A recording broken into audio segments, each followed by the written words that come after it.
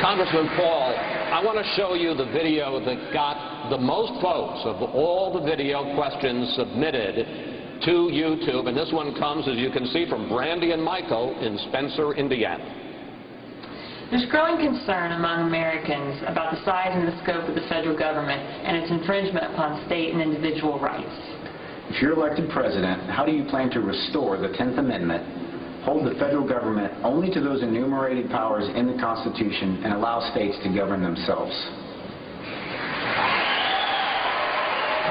Congressman, what's your answer for Brandy and Michael? Well, obviously it would take more than one individual, but the responsibility of the president would be to veto every single bill that violates the 10th Amendment. That would be the solution. Anything else, sir? You got a little time left.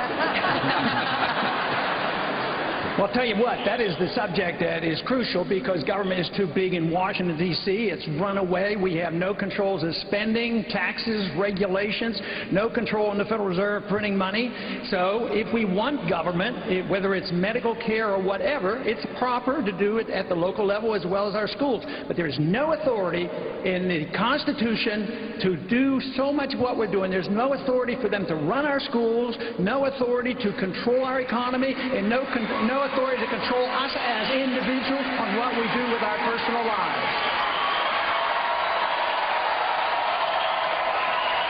Thank you, Congressman.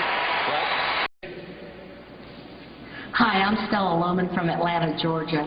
I've taught in both public and private schools and now as a substitute teacher. I see administrators more focused on satisfying federal mandates, retaining funding, trying not to get sued, while the teachers are jumping through hoops, trying to serve up a one-size-fits-all education for their students. What, as president, would you seriously do about what I consider a massive overreach of big government into the classroom? Thank you. Studying as an example. Congressman Paul. If you care about your children, you'll get the federal government out of the business of educating our kids.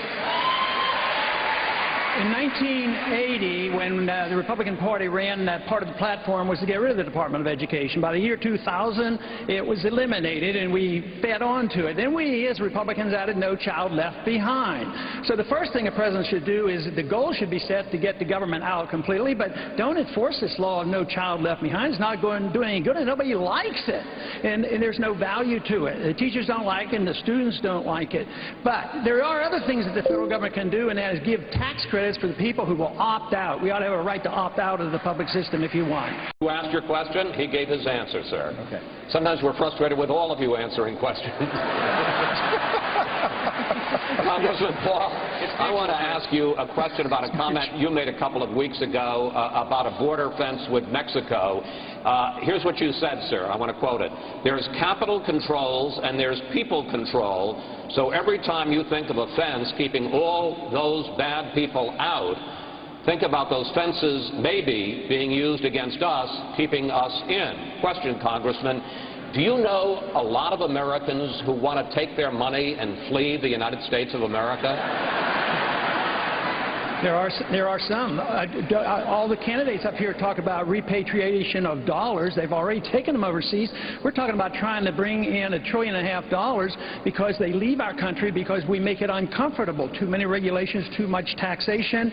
They can't start business. They've lost confidence.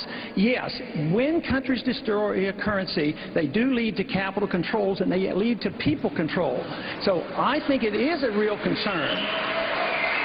And also, once you have these data banks, the data banks means that everybody's going to be in the data bank. You say, oh no, the data bank's there for the illegals. But everybody's in the data bank. That's national ID card. If you care about your personal liberty, you'll be cautious when you feel comfortable. Blame all the illegal immigrants for everything. What you need to do is attack their benefits. No free education, no free subsidies, no citizenship, no birthright citizenship. And that would get to the bottom of it a lot sooner. But economically, you should not ignore the fact that in tough economic times, money and people want to leave the country. That's unfortunate. Congressman Paul, thank you very much, sir. Congressman Paul, you have said that you believe that life begins at conception and that abortion ends an innocent life. If you believe that, how can you support a rape exception to abortion bans? And how can you support the morning after pill? Aren't those lives just as innocent?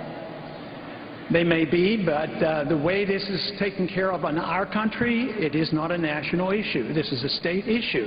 And there are circumstances where doctors in the past have used certain day-after pills for somebody with rape. And quite frankly, if somebody is treated, you don't even know if a person is pregnant. You don't even know if there's a disease. But if it's 24 hours after rape, I don't know how you're going to police it. So I don't think you should create. We have too many laws already. Now, how are you going to police the day-after pill? It doesn't make any sense to me in a practical matter. So I would say that nobody can outdo me on respect for life. I've spent a lifetime dealing with life, but I still think there is a time where the law doesn't solve the problems. Only the moral character of the people will eventually solve this problem, not the law. Welcome back to the Orange County Convention Center here in Orlando, Florida, and the Republican presidential debate. Now a question for all of the candidates. Independent New York Mayor Michael Bloomberg recently fretted over the possibility of the unemployed rioting in the streets. Ohio's Republican Governor John Kasich recently said, quote, "For the first time in my life, I'm worried about this country." And recently a liberal columnist wrote this, quote, "We've lost our mojo." You know, President Obama promised hope and change, and according to many polls, fewer and fewer Americans believe he's delivered. Now, I'm not asking for your jobs plan here. What I'm asking for is how are you going to turn this country around? Congressman Paul. Government destroys jobs, the market creates jobs. So the government isn't going to be expected to create the jobs. They have to change the environment. But you can't do that unless you understand where the depression, recessions come from. And you can't understand that unless you know where the bubbles come from. I've been arguing this case for 20 years and warning about bubbles and housing bubbles and NASDAQ bubbles, and a lot of other economists have been doing the same thing. And until we understand that, you can't solve the problem. You have to deal with the Federal Reserve System. You have to deal with free markets, and you have to deal with the tax program and the regulatory system. Then you can get your jobs, because the people will create the jobs, not the government.